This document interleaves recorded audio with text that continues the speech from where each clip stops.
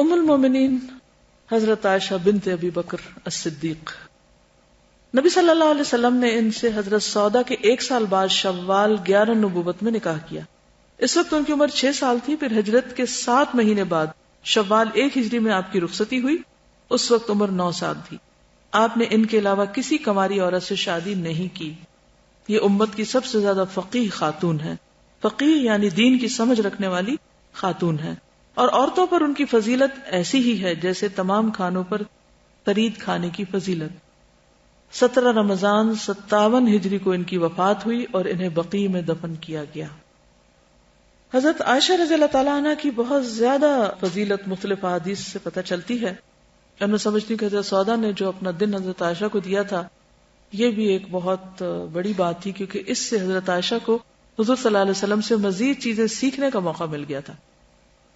ابو موسیٰ اشعری روایت کرتے ہیں کہ نبی صلی اللہ علیہ وسلم نے فرمایا، عائشہ کی فضیلت تمام عورتوں پر اس طرح ہے جس طرح سرید کی فضیلت تمام کھانوں پر. حضرت عائشہ کہتی ہیں کہ رسول اللہ صلی اللہ علیہ وسلم نے فرمایا، میں نے تم کو خواب میں دیکھا کہ ایک فرشتہ ریشمی کپڑے میں تمہاری تصویر لایا اور اس نے مجھ سے کہا یہ آپ کی بیوی ہیں. میں نے تمہارے چہرے سے کپڑا ہٹا کر دیکھا تو وہ تم تھی. میں نے سوچا اگر یہ اللہ تعالیٰ کی طرف سے تو ہو کر رہے گا. حضرت جبریل علیہ السلام نے حضرت عائشہ کو بھی سلام بھیجا. حضرت عائشہ کہتی ہیں کہ ایک روز مجھ سے رسول اللہ صلی اللہ علیہ وسلم نے فرمایا، یہ جبریل علیہ السلام ہے، تم کو سلام کہتے ہیں.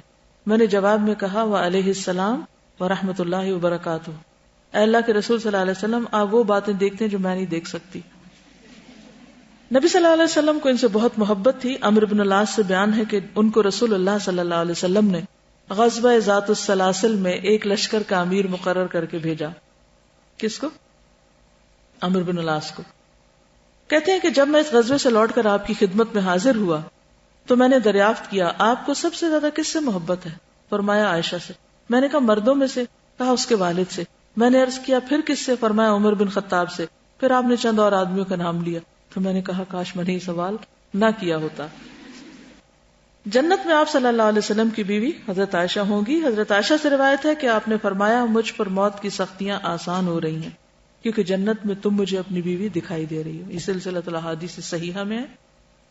نبی صلی اللہ علیہ وسلم نے ان کے لیے دعا کی. حضرت عائشہ کہتی ہیں میں نے رسول اللہ صلی اللہ علیہ وسلم کو فرحاں و شادماں دیکھ کر کہا، یعنی آپ خوش تھے تو میں نے کہا اے اللہ کے رسول صلی اللہ علیہ وسلم میرے لیے اللہ تعالیٰ سے دعا کریں. آپ نے فرمایا اے اللہ عائشہ کے پہلے اور پچھلے اعلانیہ اور مخفی سب گناہ بخش دے. خوشی سے حضرت عائشہ نے ہنسنا شروع کر دیا یہاں تک کہ ان کا سر حضور صلی اللہ علیہ وسلم کی گود میں جا پڑا. آپ نے پوچھا کیا تمہیں میری دعا نے خوش کر دیا ہے؟ انہوں نے کہا بھلا مجھے آپ کی دعا خوش کیوں نہ کرے. آپ نے فرمایا اللہ کی قسم میں ہر نماز میں اپنی امت کے لیے دعا کرتا ہوں. تو ہمیں بھی خوش ہونا چاہیے نا. کہاں حضرت عائشہ کا ریاکشن دیکھیں اور ہم کتنا دروشی پڑھتے ہیں. صحابہ کی نظر میں حضرت عائشہ کا مقام. حضرت عائشہ بیمار پڑی تو ابن عباس نے آ کر کہا اے ام المومنین آپ تو سچے جانے جانے والے کے پاس جا رہی ہیں، یعنی رسول اللہ صلی اللہ علیہ وسلم اور حضرت ابو بکر صدیق کے پاس. یہ تو آپ کو معلوم ہے نا کہ جب ایک انسان فوت ہوتا ہے تو اس وقت اس کو یا خوشی ہوتی ہے یا غم ہوتا ہے. جیسے حضرت بلال فوت ہونے والے تھے تو خوش ہو رہے تھے تو ان کی بیوی نے پوچھا کہ آپ اتنے بیمار ہیں کہ لگتا ہے کہ رخصت ہو جائیں گے اور آپ خوش ہو رہے ہیں. انہوں نے کہا میں کیوں نہ خوش ہوں، کل اپنے دوستوں سے ملوں گا، یعنی حضور صلی اللہ علیہ وسلم اور دوسرے ساتھیوں سے، کیونکہ نیک روحوں کی وہاں جا کر ملاقات ہوتی اور وہ پیچھے والوں کے حالات بھی پوچھتے کہ کون کیا کر رہا ہے کیسا ہے. لیکن اگر کوئی انسان برا ہو تو وہ ان سے جا کے نہیں مل سکتا. تو یہاں ابن عباس بھی حضرت عائشہ کو کہتے ہیں آپ بیمار ہیں. آپ دیکھیے کہ عجیب بات ہے نا کہ بیماری میں بھی خوشخبری دے رہے ہیں کہ آپ جا کے ملیں گی حضور صلی اللہ علیہ وسلم سے، ابو بکر صدیق سے. ابو وائل سے روایت ہے کہ جب حضرت علی نے عمار اور حسن رضی اللہ عنہما کو کوفہ روانہ کیا تاکہ وہاں کے لوگوں کو اپنی مدد کے لیے آمادہ کریں تو عمار نے ان سے خطاب کرتے ہوئے کہا میں خوب جانتا ہوں کہ یقیناً عائشہ رضی اللہ عنہا ہی آپ کی دنیا اور آخرت میں بیوی ہیں، لیکن اللہ نے تمہاری آزمائش کی ہے کہ تم کس کا اتباع کرتے ہو. حضرت عائشہ کے سبب امت میں بہت سی آسانیاں کی گئی. آپ کو یاد ہے وہ واقعہ جب آپ کا ہار گم گیا تھا جو انہوں نے اپنی بہن سے عاریۃً لیا تھا. سفر میں پہننے کے لیے. تو حضور صلی اللہ علیہ وسلم نے اس ہار کو ڈھونڈنے کے لیے چند صحابہ کو بھیجا تھا. اس میں نماز کا وقت آ گیا, پانی نہیں تھا, سب نے نماز بغیر وضو کے پڑھ لی. تو پھر آپ کو بتایا گیا تو اس وقت تیمم کی آیت نازل ہوئی. نبی صلی اللہ علیہ وسلم حضرت عائشہ کے کھلونوں میں بھی دلچسپی لیتے تھے. حضرت عائشہ سے روایت ہے کہ رسول اللہ صلی اللہ علیہ وسلم غزوہ تبوک یا غزوہ خیبر سے واپس تشریف لائے. غزوہ خیبر کب ہوا تھا؟ جی ہاں. تو یعنی کہ اتنی لیٹ ایج تک بھی آپ کھلونوں سے کھیلتی تھی, یاد رکھیے. تو طاقچے میں ایک پردہ پڑا ہوا تھا, جب ہوا چلی تو پردے کا ایک کنارہ کھل گیا, ہوتا نا بعض اوقات, اور حضرت عائشہ کی کھیلنے کی گڑیاں نظر آنے لگی. آپ نے فرمایا عائشہ یہ کیا ہے؟ ان کا یہ میری گڑیاں ہیں. آپ نے ان گڑیوں کے درمیان کپڑے کا ایک گھوڑا دیکھا جس کے 2 پر بھی تھے. آپ نے فرمایا کہ میں ان کے درمیان کیا دیکھ رہا ہوں, یہ گڑیوں کے بیچ میں کیا ہے؟ کہا گھوڑا ہے. آپ نے فرمایا اس کے اوپر کیا ہے؟ میں نے کہا 2 پر ہیں. آپ نے فرمایا گھوڑے کے پر؟ عائشہ رضی اللہ تعالیٰ عنہا نے فرمایا کہ آپ نے نہیں سنا کہ حضرت سلیمان کے پاس ایسا گھوڑا تھا جس کے پر تھے؟ جہاز کی طرح سوچئے, ان کے لیے ہوا مسخر کی گئی تھی نا. تو عائشہ رضی اللہ تعالیٰ عنہ فرماتی ہے کہ رسول اللہ صلی اللہ علیہ وسلم یہ سن کر کھلکھلا کے ہنس پڑے, یہاں تک کہ میں نے آپ کی ڈاڑیں دیکھ لی. میں نے منہ کھول کے ہنسے آپ ایک طرح سے. تو اس سے بھی پتہ چلتا ہے کہ آپ کتنی ذہین تھی, اور اس کے ساتھ یہ کہ آپ کے اندر جو ایک نیچرل ایک بچہ کہہ لیں, کیونکہ چھوٹی عمر میں شادی ہو گئی تھی, تو وہ کھلونوں سے کھیلنے کا شوق اور وہ جو ہابی تھی یا ایک دلچسپی تھی, ایک انٹرسٹ تھا, آپ صلی اللہ علیہ وسلم نے اس سے روکا نہیں. اور انہوں نے بھی آ کے اس کو گھر میں ادھر ادھر نہیں بکھیرا, ایک جگہ سجا کے رکھا ہوا تھا اور اوپر پردہ ڈالا ہوا تھا کہ وہ جب ظاہر ہے کہ ہر روز تو آپ گھر نہیں آتے تھے, تو وہ پھر فارغ وقت میں شاید کسی وقت ان کے ساتھ کھیلتی ہوں, بچے تو نہیں تھے. تو اس سے بھی آپ صلی اللہ علیہ وسلم کا حضرت عائشہ کے ساتھ جس طرح کا معاملہ تھا اور جس طرح آپ ان سے ان کے جذبات کا خیال رکھتے تھے, ان کی عمر کے مطابق اور ان کی دلچسپیوں کا, یہ بھی پتہ چلتا ہے کہ اچھے ازدواجی تعلقات کے لیے بیوی کے شوق اور بیوی کی خواہشات کا بھی احترام ضروری ہے. حضرت عائشہ سے مروی ہے کہ میں گڑیوں کے ساتھ کھیلتی تھی, میری سہیلیاں بھی آ جاتی تھی اور میرے ساتھ کھیل کود میں شریک ہو جاتی. جو ہی وہ نبی صلی اللہ علیہ وسلم کو آتے ہوئے دیکھتی چھپ جاتی. آپ انہیں میرے پاس بھیج دیتے تاکہ وہ میرے ساتھ کھیلیں. یہ بخاری کی روایت ہے, صحیح حدیث ہے. حضرت عائشہ سے روایت ہے ابو بکر ان کے پاس تشریف لائے. ان کے پاس ایام منا میں 2 لڑکیاں گا رہی تھیں, حضرت عائشہ کے پاس بیٹھ کے دف بجا رہی تھی, اور رسول اللہ صلی اللہ علیہ وسلم نے اپنے آپ کو ڈھانک رکھا تھا, یعنی لیٹے ہوئے تھے کپڑا لے کر. ابو بکر نے ان دونوں کو جھڑکا کہ رسول اللہ کا گھر اور یہ کیا ہو رہا ہے. آپ نے کپڑا ہٹا کے فرمایا ابو بکر ان کو چھوڑ دو, یہ عید کے دن ہے اور یہ منا کے دن تھے, یعنی بڑی عید کے دن تھے. حضرت عائشہ سے مروی ہے کہ ایک مرتبہ عید کے دن نبی صلی اللہ علیہ وسلم کے سامنے کچھ حبشی کرتب کر رہے تھے, کھیل رہے تھے. میں نبی صلی اللہ علیہ وسلم کے کندھے پر سر رکھ کر انہیں جھانک کر دیکھنے لگی, تو آپ نے اپنے کندھے میرے لیے جھکا دیے. میں ان کو دیکھتی رہی, جب دل بھر گیا تو واپس آ گئی. تو اس سے کیا پتہ چلتا ہے کہ اسلام میں تفریح کا کیا تصور ہے. آپ صلی اللہ علیہ وسلم خود گانے بجانے میں نہیں شریک ہوئے, اور کوئی گانا بجانا ایسا بھی نہیں تھا کوئی میوزیکل کانسرٹ ہو. دف جو کہ ایک طرف سے ہوتا ہے, ڈھول 2 طرف سے ہوتا ہے, ڈھول منع ہے, لیکن دف جو ایک ہی طرف سے ہوتا ہے, جیسے میز کے اوپر کوئی بجا بجو کے. اور گانے بھی کچھ ایسے نہیں تھے, وہ اشعار جو تھے ان میں کوئی فحش بات نہیں تھی. تو اگر کبھی عید کے موقع پر یا شادی کے موقع پر اس طرح کا کچھ انتظام کر لیا جائے کہ خوشی منانے میں اگر چھوٹی بچیاں کچھ کرنا چاہیں تو ان کو روکنا نہیں چاہیے, لیکن ضروری نہیں کہ آپ خود بھی شریک ہوں اس میں. اسی طرح حبشیوں کا کھیل, وہ بھی ایک دوسرے ملک سے آئے ہوئے تھے, یا ان کی ایک خاص قسم کا ایک طریقہ تھا کہ کس طرح وہ کیسے کھیلتے ہیں. تو اس کو بھی آپ نے خود بھی دیکھا اور حضرت عائشہ نے بھی دیکھا, اور پھر ان کو نہیں اتنا پسند آیا, وہ چلی گئی. تو ان کو زبردستی نہیں کہا کہ ادھر بیٹھ کے دیکھو میں جو دیکھ رہا ہوں. بعض اوقات مرد حضرات کہتے ہیں میں ٹی وی پہ یہ پروگرام دیکھ رہا ہوں تو تمہیں بھی ضرور دیکھنا ہے, چاہے دلچسپی ہو یا نہ ہو. گھر میں انہی باتوں سے لڑائیاں شروع ہو جاتی ہیں. نبی صلی اللہ علیہ وسلم کے ساتھ دوڑ لگانا.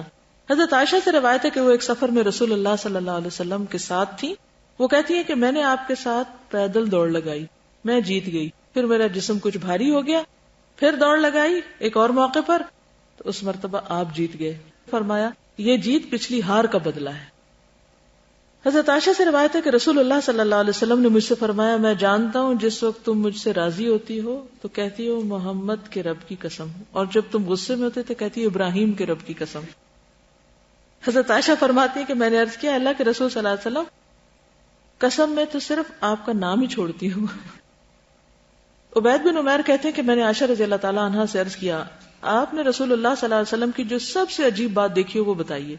وہ کچھ دیر خاموش رہی، پھر فرمایا رسول اللہ صلی اللہ علیہ وسلم نے ایک رات فرمایا عائشہ مجھے چھوڑ دو، آج کی رات میں اپنے رب کی عبادت کروں گا. میں نے کہا مجھے آپ کے پاس رہنا بھی پسند ہے اور آپ کی خوشی بھی پسند ہے. یہ بڑا اہم جملہ ہے. آپ نے کہا کہ اب میں عبادت کرنا چاہتا ہوں، تو حضرت عائشہ نے کیا کہا مجھے آپ کے ساتھ رہنا بھی پسند ہے لیکن آپ کی خوشی بھی پسند ہے. ہم صرف سیلفش ہوتے ہیں، اپنی خوشی دیکھتے ہیں، یہ نہیں دیکھتے کہ دوسرے کی خوشی کیا ہے. تو یہ جو آپ کا انداز ہے یہ بہت ہی حکمت والا ہے.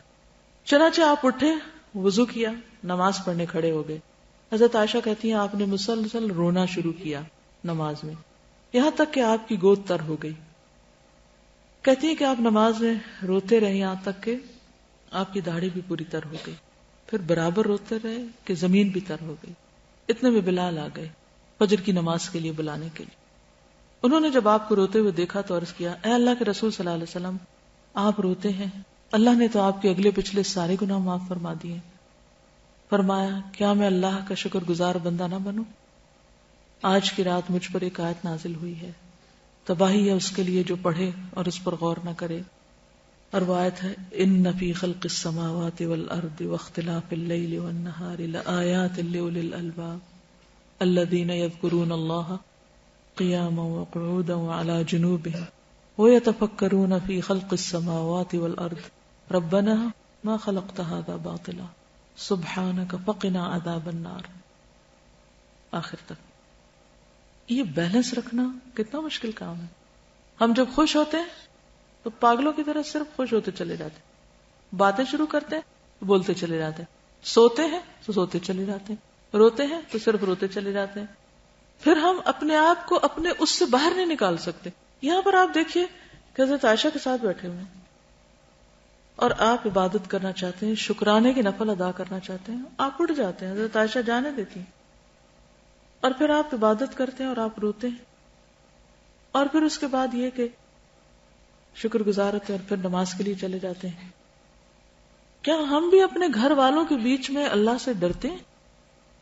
ڈر سکتے ہیں کہ ہم اپنے شوہر کے ساتھ بیٹھ کے باتیں کر رہے ہوں، ہنس رہے ہوں، کھیل رہے ہوں، اور پھر وہاں سے نکل کے اپنے نماز کی جگہ پر آئیں اور ہمارے کچھ آنسو بھی نکل آئے، یا ہم قرآن پڑھنے لگے تو پھر ہمارا دل بھی کچھ پسیج جائے. یہ بیلنس لانا بہت ضروری ہے اور یہی کامیابی کی علامت ہے جو سب سے زیادہ نبی صلی اللہ علیہ وسلم کی زندگی میں نظر آتا ہے.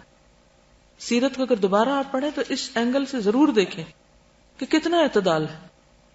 کسی رنج و غم کو پرولونگ نہیں کیا، کسی خوشی کو لامتناہی نہیں کیا، ہر چیز اپنے حد کے اندر ہے. حضرت عائشہ کہتی ہیں کہ آپ ہمارے درمیان بیٹھے ہوتے تھے، بات چیت چل رہی ہوتی تھی، اتنے میں اذان کا وقت ہوتا اور آپ اجنبی ہو جاتے. اچھا ہمارا کیا حال ہے کہ اگر گھر میں کوئی کھانا ہے، باتیں ہو رہی ہیں یا کچھ، اور اذان ہے، نماز ہے، نہ کوئی اذان سن رہا ہے، نہ کوئی نماز کے لیے جا رہا ہے، نہ کوئی اور کوئی بات یاد ہے، پھر وہ ایک سلسلہ ہے کہ جو کہیں ختم نہیں ہوتا. کہاں بریک لگے گی؟ کہاں فل سٹاپ ہوگا کہ دوسرا کام کر سکے؟ یہ ایک نیچرل ٹائم ٹیبل ہے کہ ساری چیزیں ساتھ ساتھ چل رہی ہیں. ہمارے یہاں تو کوئی فوت ہو جائے تو 40 دن تک چٹائیوں پہ بیٹھ کے وقت گزار دیتے ہیں، سب کام معطل ہے. چھٹیاں کرتے ہیں، پھر کچھ دن بعد پھر چھٹیاں کر لیتے ہیں، پھر یعنی کہ زندگی میں اعتدال نہیں ہے. ہم سب اپنی اپنی جگہ پر غور کریں کہ کس طرح یہ لا سکتے ہیں، کیسے کریں. کیونکہ ہم میں سے ہر شخص، میں خود سب سے پہلے اس مشکل میں ہوتی ہوں، ایک چیز پکڑتے ہیں دوسری چھٹتی ہے، دوسری پکڑتے ہیں تیسری چھٹ جاتی. کہاں رکیں؟ پھر ہم سب کو اس کو غور کرنا چاہیے کہ اگر میرے اس کام کی وجہ سے یہ ڈیلے ہو رہا ہے، کون سی چیز ہے جو میں غیر ضروری کر رہی ہوں کہ جس کی وجہ سے ڈیلیز آ رہے ہیں جو نہیں ہونے چاہیے. اگر میری نماز اچھی نہیں تو وہ کیا وجہ ہے کہ وہ اچھی نہیں، اس میں خشوع و خضوع نہیں. اگر میں قرآن پڑھتی چلی جا رہی ہوں اور میرا دل کبھی نرم ہی نہیں ہوا، نہ میرے اندر خشوع آیا ہے، نہ بکا کی کبھی کیفیت آئی، تو کیا کر رہی ہوں میں؟ ہمارے اعمال کے اثرات ہمارے دلوں تک کیوں نہیں پہنچتے؟ راستے میں وہ کون سے چور بیٹھے ہوئے ہیں؟ ہم سب اپنا اپنا محاسبہ کریں. ایک اور روایت ہے، صاحبہ ایک مرتبہ حضرت عائشہ کے پاس گئی تو ان کے گھر میں ایک نیزہ پڑا دیکھا. پوچھا ام المومنین آپ اس نیزے کا کیا کرتی ہیں؟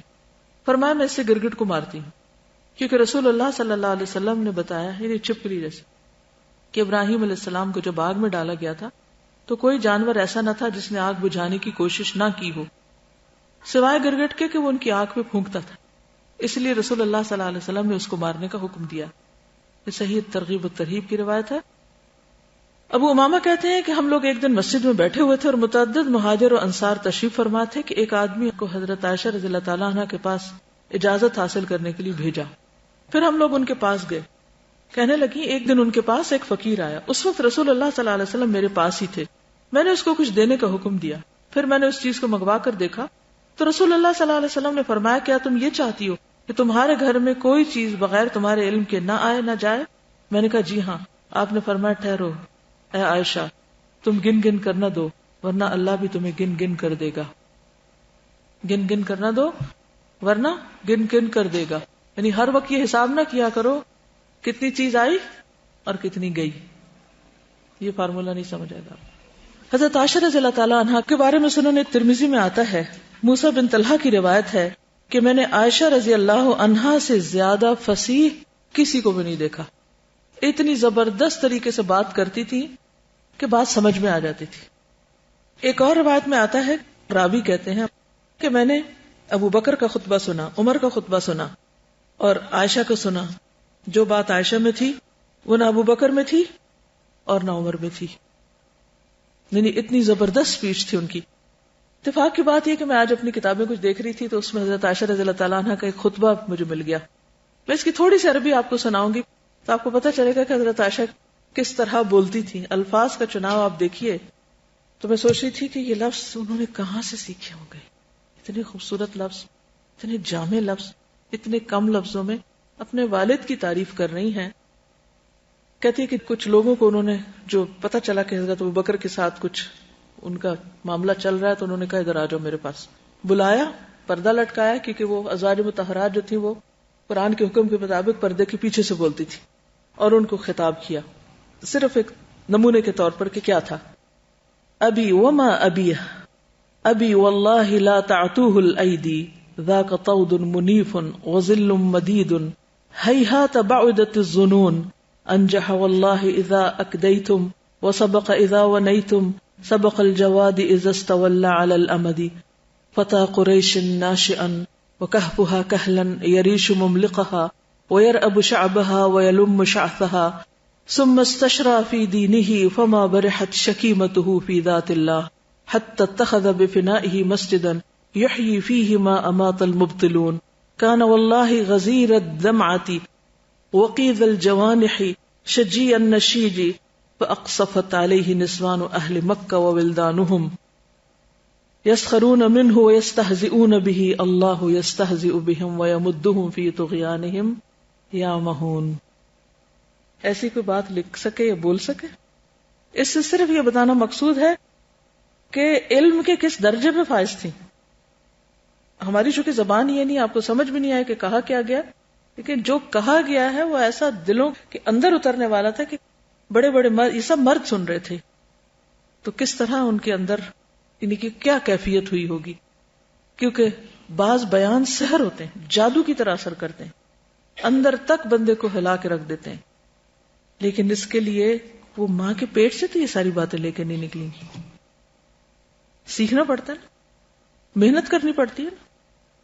ہم بور ہوتے رہتے ہیں، کام کوئی نہیں، لیکن ہمیں کوئی عقل نہیں کہ ہم کوئی ایک ایسی کتاب پڑھنی شروع کر دیں کہ جس کے ہر لفظ کو ہم ڈکشنری میں چیک کریں اور اس سے ہم سیکھ لیں.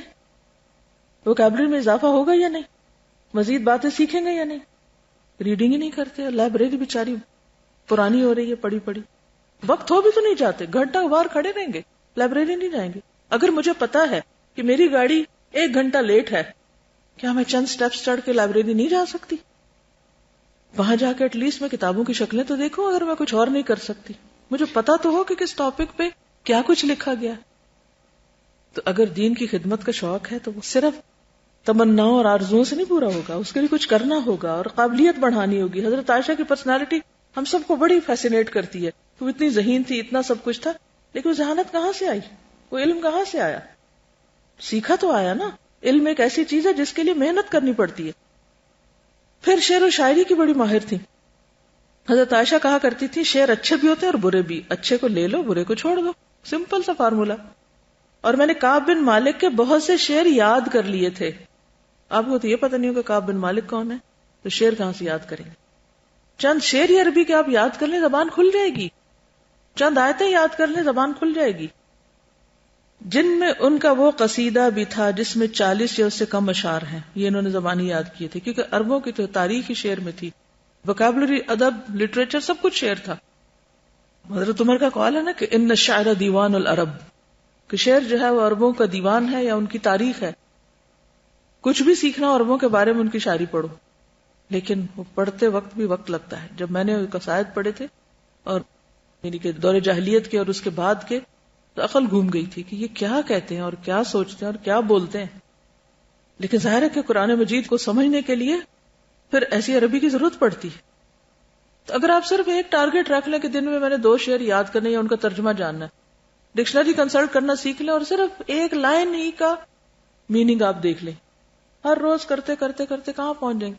1 سال میں انسان کہیں سے کہیں پہنچ جاتا ہے اگر صرف ریگولرلی چھوٹی سی ایک چیز، ایک حدیث اس کی اردو اس کی انگریزی کرنی شروع کر دیں. کیا مشکل ہے؟ قال رسول اللہ میں تو 100 حدیثیں ہیں، اس سے زیادہ.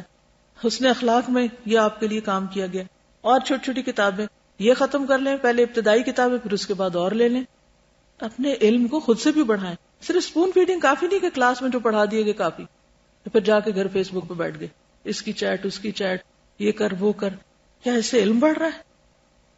ابو موسیٰ اشعری سے روایت ہے جب ہم اصحاب رسول پر کسی حدیث میں کبھی کوئی اشکال پیش آیا تو ہم نے سیدہ عائشہ سے پوچھا تو ہم نے اس کے ہاں اس حدیث کے بارے میں معلومات پائیں. وہ ہمیں فوراً بتا دیتی کہ ہاں اس کا یہ پس منظر ہے، یہ اس جگہ اس کا یہ مطلب تھا. اور بعض اوقات کاٹ بھی کرتی تھی، اگر کوئی حدیث آؤٹ آف کانٹیکسٹ کوٹ کرتا یہ روایت کرتا تو بول پڑتی تھی بیچ میں کہ تم کیا کہہ رہے ہو.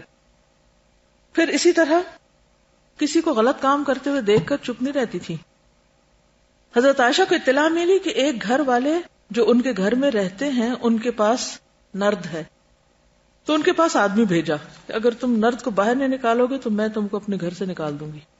ان کا گھر ہوگا کہ کرائے پہ دیا ہوگا یا ویسے رکھا ہوا ہوگا. اور عائشہ رضی اللہ تعالیٰ عنہ نے ان لوگوں کی اس حرکت کو سخت ناپسند کیا. نرد کیا چیز ہے؟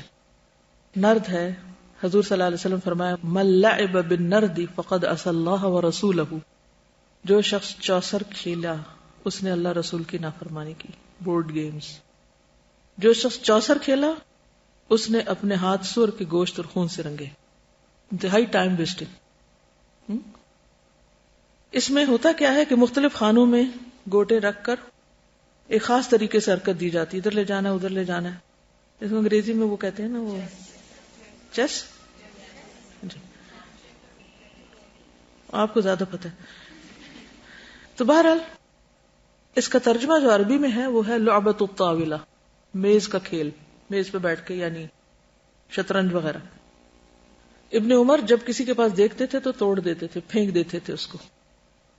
جہاں ٹائم ویسٹرز کی اتنی شدت سے، اس کے برعکس آپ یہ نہیں کہ سارے کھیل منع تھے، تیر اندازی، سوئمنگ، گھڑ سواری، بہت سے کھیل اجازت تھے اور ان کو عبادت قرار دیا گیا. لیکن وہ جو بیٹھ کے صرف آپ وقت ضائع کریں تو اس کی اجازت نہیں. موقع پر ہی اصلاح کر دیتی تھی. دقرہ کہتی ہیں کہ ہم عورتیں حضرت عائشہ کے ساتھ صفا مروہ کی صحیح کر رہی تھیں گروپ میں.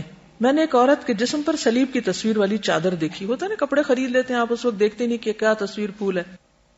حضرت عائشہ نے فرمایا اسے اتارو، کیونکہ نبی صلی اللہ علیہ وسلم جب ایسی چیز دیکھتے تو اسے ختم کر دیتے تھے. پھر اسی طرح بنانا جو عبد الرحمن بن حسان الانصاری کی آزاد کردہ باندی تھی، وہ فرماتی ہیں میں حضرت عائشہ کے پاس تھی کہ ایک لڑکی ان کے پاس داخل ہوئی. ایک بچی آئی، اس کے اوپر گھنگرو تھے جو آواز پیدا کر رہے تھے، پاؤں کے ساتھ باندھے ہوئے تھے. حضرت عائشہ نے فرمایا کہ تم ہرگز ہمارے پاس داخل نہ ہونا الا یہ کہ اپنے گھنگرو کو کاٹ دو. میں نے رسول اللہ صلی اللہ علیہ وسلم سے سنا ہے کہ فرشتے اس گھر میں داخل نہیں ہوتے جس میں گھنٹیاں ہوں. اچھا، ہم نے موبائل کی ٹونز کیسی کیسی رکھی ہوئی ہیں، ادھر قرآن کی تلاوت ہو رہی ہے اور ادھر سے وہ میوزک بجے گا کہ الامان والحفیظ. میں سوچتی یہ صرف سینس کی بات ہے، صرف سینس کرنے کی. انسان کے اندر ایک ہوتی ہے نا فطرت، پتہ چل جاتا ہے یہ ٹھیک نہیں ہے. نوجوانوں کو نصیحت. اسود سے روایت ہے قریش کے کچھ نوجوان حضرت عائشہ کی خدمت میں آئے. حضرت عائشہ اس وقت منا میں تھی، وہ ہنس رہے تھے. حضرت عائشہ نے فرمایا تم کیوں ہنس رہے ہو؟ کہنے لگے فلاں آدمی خیمہ کی رسی پر گر پڑا ہے اور اس کی گردن یا اس کی آنکھ جاتے جاتے بچی. حضرت عائشہ نے فرمایا تم مت ہنسو، کیونکہ میں نے رسول اللہ صلی اللہ علیہ وسلم کو فرماتے ہوئے سنا ہے جس مسلمان کو کوئی کانٹا یا کانٹے سے بڑھ کر کوئی چیز لگ گئی ہو تو اس کے بدلے میں اس کے لیے ایک درجہ لکھ دیا جاتا ہے اور اس کا ایک گناہ مٹا دیا جاتا ہے. یعنی تم ان کا مذاق اڑا رہے ہو جبکہ ان کا اللہ کے یہاں ایک درجہ بڑھ گیا کہ کوئی اٹک کے گرے، کوئی چوٹ کھائے، کوئی جسم پہ نیل پڑ جائے، کچھ ہو. یہ سارے درجے بڑھانے والی چیزیں. مسلسل گفتگو پر حضرت عائشہ کا تنبیہ کرنا. عروہ بن زبیر سے مروی ہے کہ نبی صلی اللہ علیہ وسلم کی زوجہ عائشہ رضی اللہ تعالی عنہا نے کہا کیا تمہیں ابو ہریرہ پر تعجب نہیں آتا؟ وہ آئے اور میرے حجرے کے پاس بیٹھ کر مجھے سنانے کے لیے رسول اللہ صلی اللہ علیہ وسلم کی حدیثیں بیان کر لگے جب میں نفل پڑھ رہی تھی، اور میری نماز پڑھنے سے پہلے اٹھ کے چل دیے. اگر میں انہیں پاتی تو انہیں بتاتی کہ رسول اللہ صلی اللہ علیہ وسلم تمہاری طرح تیز تیز باتیں نہیں کرتے تھے، اتنی حدیثیں اکٹھی نہیں سناتے تھے. یعنی فوراً ان کو کیوں کہا؟ تاکہ ان تک پیغام پہنچے اور وہ اس طرح نہ کریں. یعنی حضرت ابو ہریرہ کا اپنا ایک مقام ہے، لیکن صحابہ کرام اصلاح بھی فوراً کرتے تھے اور کوئی مائنڈ نہیں کرتا تھا. ہمارے ہاں تو یہ ہے کہ اگر کوئی بھول کے کسی کو سمجھا دینا کہ یہ ٹھیک نہیں ہے اور وہ اسی کے فائدے میں ہوتا ہے تو محسوس کر جاتا ہے اور دوبارہ نیکی کے کام سے پیچھے ہٹ جاتا ہے. یہ ایک اور مشکل. تو کہتے ہوئے بھی ڈر لگتا ہے جہاں کھڑے ہیں آگے نہیں بڑھتے تو اس سے پیچھے نہ ہٹیں ایٹ لیسٹ. اصل میں دین کا کام کرنے کے لیے جب تک اس پہ چھری نہیں نہ پھرے گی، میں کچھ نہیں ہوں، جو کہنا کہہ لو. ابھی وہ آئی صبح میرے پاس مریم، بات کرنے لگی کہ مجھے ڈانٹ پڑی. میں نے کہا تم جو بھی تمہیں ڈانٹے سکا کر اور ڈانٹو کیا ہو جائے گا؟ کیا ہو جائے گا؟ کوئی ڈانٹ تو کیا ہوتا ہے بتائیے تو صحیح. آپ کو پتا میرے بارے میں اتنی کتابیں چھپی، اخباروں میں لکھا گیا، انٹرنیٹ پہ ہر آئے دن کوئی نہ کوئی فتنہ. کیا ہوا؟ اٹھتے ہیں بیٹھ جاتے ہیں، ختم. میں اگلے دن اپنی پرانی فائلیں دیکھ رہی تھی، اس میں 97, 8, 9 کی کچھ چیزیں لگی ہوئی تھی، کچھ اور اس طرح کی جب میں پہلے یہاں اسلام آباد میں تھی. تو میں نے کہا یہ کدھر اخبار ہیں آج؟ یہ صرف میرے پاس ریکارڈ رکھا ہوا ہے اور یہ بھی پرانا ہو جانا ہے اور پھینکنا پڑے گا یہاں سے بھی اٹھا کے. کدھر ہے؟ لکھنے والے کہاں ہیں؟ پڑھنے والے کدھر ہیں؟ اس کا اثر ہوتا ہے. لیکن کچھ عرصے بعد میں نے یہ بھی دیکھا ہے کہ جو اتنی سختی سے لوگوں کو روک رہے ہوتے ہیں وہ خود چھوڑنے بھی آتے ہیں. وقت ایک جیسا نہیں رہتا. Not and of the world. کوئی شخص قسم کھا کے بھی کہے نا میں یہ نہیں کروں گا، آپ کا دیکھا جائے گا. اس نے کرنا، تم نے تھوڑی کرنا ہے. آج میں نکلنے لگی تو مجھے کسی نے وہ ایک سوال دیا کہ کسی بندے نے شادی کے وقت قسم کھا کے کہا کہ میں تم پہ دوسری شادی نہیں کروں گا. اب اس کی بچی چھوٹی ہے، دودھ پیتی ہے، اور اب وہ آدمی کسی اور کے چکر میں قسم کھا کے عہد کیا ہے. واٹ از دس؟ کس کا اعتبار ہے؟ اپنا ہے ہمیں؟ تو کس لیے ہم لوگوں کی باتوں پہ جائیں اور اپنا دین ایمان گنوائیں؟ کسی کا کوئی اعتبار نہیں، اپنا نہیں ہے. ڈر لگتا رہتا ہے. ہر روز محاسبہ کریں تو سوچتے یا اللہ کیا کیا، یہ غلطی کیوں کی، یا اللہ ہماری زندگی کا آخری دن ایسا نہ ہو. ہر روز ڈر لگا، ہر روز کوئی غلطیاں ایسی کر جاتے ہیں کہ توبہ توبہ کرتے رہتے. یہ کیا کیا، کیوں کیا؟ ریگریٹس ہوتی ہیں. پھر یہ نہ کرتے تو نہیں ہوتی، بات ہو سکتی تھی. کہ پھر انسان ہر روز پھسل جاتے ہیں، ہر روز پھسلتے ہیں تو ہوتا رہے گا. یہ کس لیے اللہ نے ضمیر دیا کہ پھر توبہ کر لیں اور اصلاح کر لیں، پھر اس کو رپیٹ نہ کریں. اگر پھر بھول کے گر جائیں پھر اٹھ جائیں. اب گر جائیں تو گرے تھوڑی پڑے رہیں گے، اٹھنا ہے نا. تو ایک دوسرے کی اصلاح بھی کھلے دل سے کر دیا کریں اور اس کو دوسرا محسوس نہ کرے، اس کی اصلاح کر لے. پھر ایک اور روایت میں ہے، عطا سے منقول ہے کہ ایک مرتبہ میں اور عبید بن عمیر عائشہ رضی اللہ تعالی عنہا کے پاس آئے. انہوں نے عبید سے کہا ہماری آپ کی ملاقات کا وقت آ گیا. پھر بھی تاخیر کی. عبید نے جواب میں عرض کیا اماں جان میں وہی کہتا ہوں جو پہلے کہتا تھا. وقفہ سے ملے تو محبت بڑھتی ہے. حضرت عائشہ نے فرمایا ہمارے سامنے بیکار کی باتیں نہ کرو، یعنی فالتو باتوں کی ضرورت نہیں ہے. دیز آر آل ایکسٹراز، نکالو ان کو باہر. ہم کیا کرتے ہیں جو کام کی بات ہوتی ہے وہ بھول جاتے ہیں. اگر آپ انالائز کریں تو بہت سے لوگ دل لگی کی باتیں بہت پسند کرتے ہیں. میں جب کسی کو سنتی ہوں نا میں یہ دیکھتی ہوں کہ اس سے میرے کرنے کی کون سی بات ہے. کوئی بات ہی نہیں ہے. میرے علم میں کیا اضافہ ہوا؟ کچھ بھی نہیں. میں کیا لے کے جا رہی ہوں یہاں سے آج؟ کچھ بھی نہیں. ہنسا ہنسایا خوب، بات ختم. دین کا کام کرنے والے مقصد کی طرف ان کی ہر وقت نظر ہوتی ہے، باقی چیزیں پس منظر میں ہوتی ہیں. معاویہ رضی اللہ تعالیٰ عنہ کے مطالبہ پر حضرت عائشہ کا نصیحت کرنا. مدینہ کے ایک شخص سے روایت ہے معاویہ رضی اللہ تعالیٰ عنہ نے عائشہ رضی اللہ تعالیٰ عنہ کو لکھا کہ مجھے ایک خط لکھیے. حضرت معاویہ حضرت عائشہ کہتے ہیں مجھے خط لکھیے جس میں نصیحتیں ہوں لیکن زیادہ نہ ہوں. عائشہ رضی اللہ عنہا نے معاویہ کو لکھا سلام علیک اما بعد، میں نے رسول اللہ صلی اللہ علیہ وسلم سے سنا ہے کہ جو شخص اللہ کی رضا کو لوگوں کو ناراض کر کے تلاش کرے گا اللہ تعالیٰ اس سے لوگوں کی تکلیف دور کر دے گا، اور جو شخص لوگوں کی رضامندی کو اللہ کے غصے میں تلاش کرے گا اللہ تعالیٰ اسے ان کے سپرد کر دے گا. کیا مطلب؟ پھر وہ لوگ اس کو کنٹرول کریں گے، ادروائز اللہ دفاع کرے گا. عورتوں کو باحیا رہنے کی ترغیب. شام کی کچھ عورتیں حضرت عائشہ کی خدمت میں حاضر ہوئیں. عائشہ رضی اللہ تعالیٰ عنہ نے فرمایا تم وہی عورتیں ہو جو حمام میں داخل ہوتی ہیں؟ یعنی خود ہی سنا ہوگا کہ ایسا کرتے ہیں اس علاقے کے لوگ. کہا میں نے رسول اللہ صلی اللہ علیہ وسلم کو فرماتے ہوئے سنا ہے جو عورت اپنے کپڑے خاوند کے گھر کے علاوہ کہیں اور اتارتی ہے یعنی ننگی ہوتی ہے وہ اس پردے کو پھاڑ دیتی ہے جو اس عورت اور اس کے رب کے درمیان ہے، یعنی اس کی حیا ختم ہو جاتی ہے. تو اگر سوئمنگ بھی کرنا ہو یا کہیں ایسی جگہ پر ہو تو کپڑے نہ اتاریں، ننگے نہ ہو، بکنیز میں نہیں، سلیو لیس نہیں، باحیا لباس پہن کے. بچوں کو گود لے کر ان کی تربیت کرنا، یعنی اپنے بچے نہیں تھے مگر انہوں نے کئی 100 یتیم بچے پالے ہوئے تھے. عائشہ بنت طلحہ بیان کرتی ہیں میں نے حضرت عائشہ سے تب کہا جب میں ان کی پرورش میں تھی. شیوخ ان کے پاس مختلف شہروں سے آتے تھے، یعنی صحابہ کے علاوہ مدینہ کے لوگوں کے علاوہ مختلف سٹیز سے لوگ آتے تھے. حضرت عائشہ رضی اللہ کے ہاں میرا جو مقام تھا اس وجہ سے شیوخ باری باری میرے پاس آتے اور وہ لوگ بھائی بن کر جاتے، یعنی ایک تعلق ہوتا، اور تحفے بھی لاتے، جا کر شہروں سے خط لکھتے.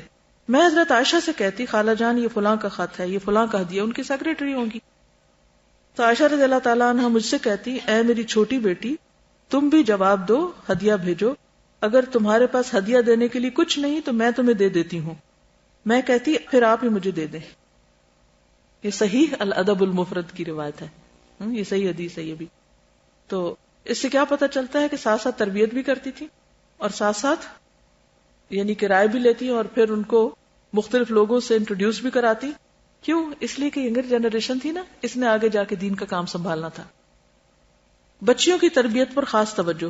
علقمہ بن ابی علقمہ اپنی والدہ سے روایت کرتے ہیں انہوں نے بیان کیا کہ ایک دن حفصہ بنت عبد الرحمن عائشہ رضی اللہ تعالی عنہا کے پاس اس حالت میں آئی کہ انہوں نے ایک باریک اوڑھنی اوڑھ رکھی تھی، باریک کپڑے تھے.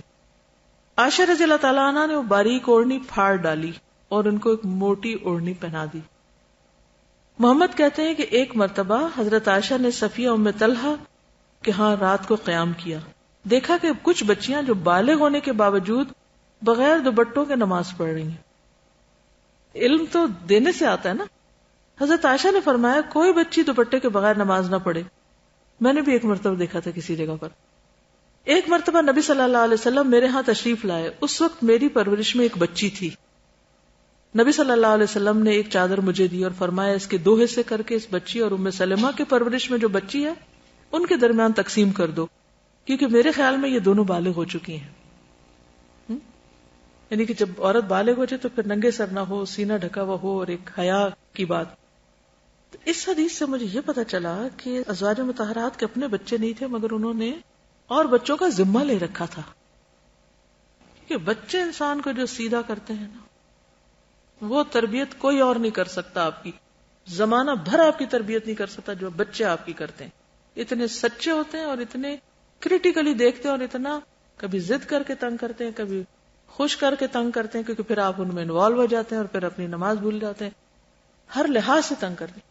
تو میں یہی کہوں گی کہ اگر آپ کے اپنے بچے نہیں ہیں، چھوٹی بھی ہیں اگر آپ عمر میں، تو جیسے گھر میں ہوتے ہیں آپ لوگ، تو اپنی جیسے بھابھی کی 3 بچے ہیں، کوئی ادھر گھر میں تنگ کر رہا ہے بچہ ادھر، ان کو اپنے پاس بلا لیا کریں، اپنے ساتھ لگا لیں، آئیں میں آپ کو کہانی سناتی ہوں، آئیں میں آپ کا یہ کرتی ہوں. مجھے یاد ہے میں کلاس 10 میں تھی، ہماری چھٹیاں بیچ میں جب کبھی ہو جاتی تو میں اپنی اسٹریٹ کے سارے بچوں کو ایک بچوں کو اکٹھا کر کے گھر لے آتی.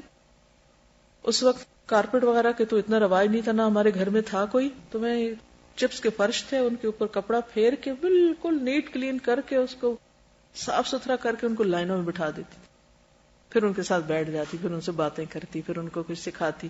مجھے لگتا ہے وہ اللہ میری تربیت کر رہا تھا اس جگہ کے لیے. ہمارے آس پاس بچے ہوتے ہیں، ہم اتنے بازار لے جاؤ لے جاؤ لے جاؤ، ان کو یہ تنگ کر رہے ہیں، آئی ڈونٹ نو، ہائے ہائے ہائے ہائے. اور شادی کے بچے نہ پیدا ہوں، ابھی تو 2-4 سال ہم نے انجوائے کرنا ہے. غیر فطری زندگیاں ہو گئی ہیں، ہمیں نہیں پتا کہ یہ کل کو ہمارے لیے کتنا بڑا صدقہ جاریہ بنے گا. کیونکہ میں آپ کی تربیت کے لیے کہہ رہی ہوں، ایک زبردست انویسٹمنٹ ہے جو آپ ان میں ڈالیں گے نا، وہ کل کو آپ کو جہاں بھی جائیں گے.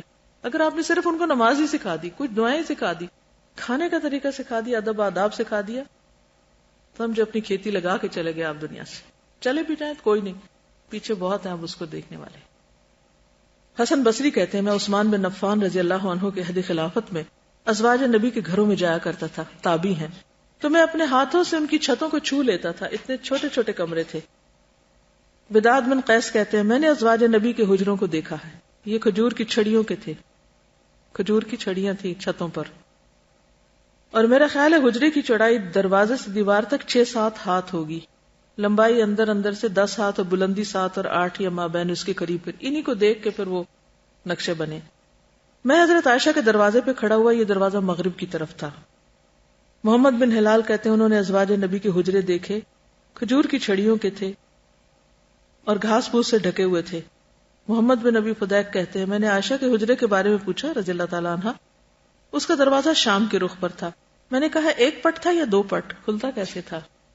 کہا 1 ہی دروازہ تھا.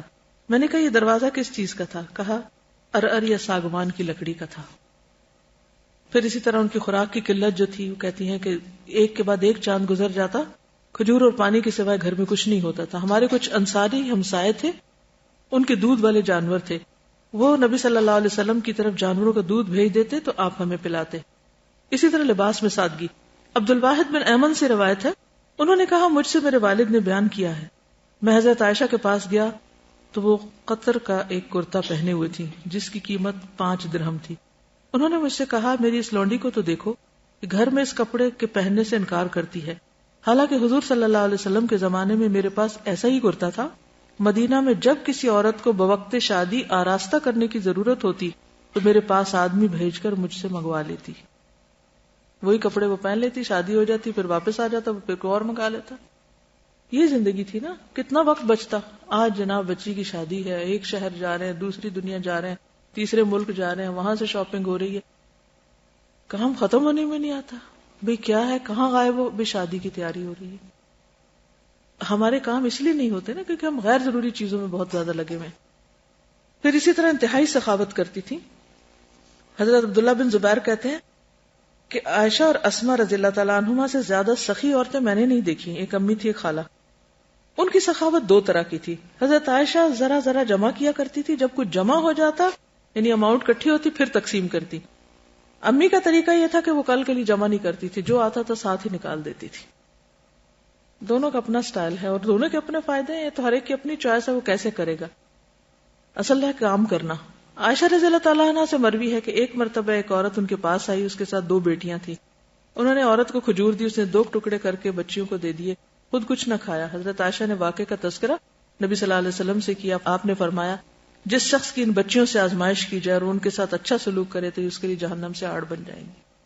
اس سے یہ پتہ چلتا نا کہ حضرت عائشہ جو آبزرویشن کرتی پھر وہ شیئر کرتی، پھر حضور صلی اللہ علیہ وسلم سے اس پہ کوئی حکم لیتی، پھر اس کو آگے لوگوں کے ساتھ شیئر کرتی. یوں علم پھیلا ہے بہت نیچرل طریقے سے انٹریکشن کے ساتھ، اور یاد بھی رکھنے والی تھی.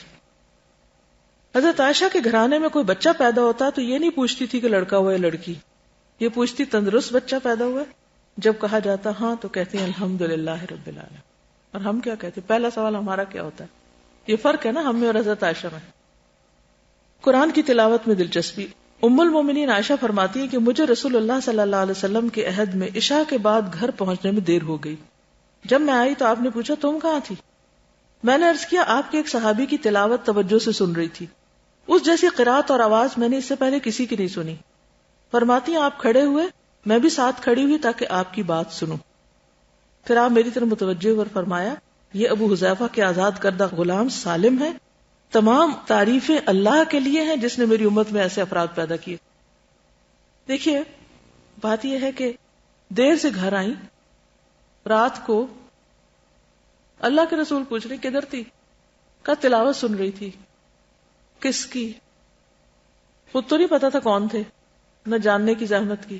تو بتایا کہ کہاں سن رہی تھی، تو حضور صلی اللہ علیہ وسلم نے فرمایا کہ یہ آزاد کردہ غلام سالم ہے ابو حذیفہ کے.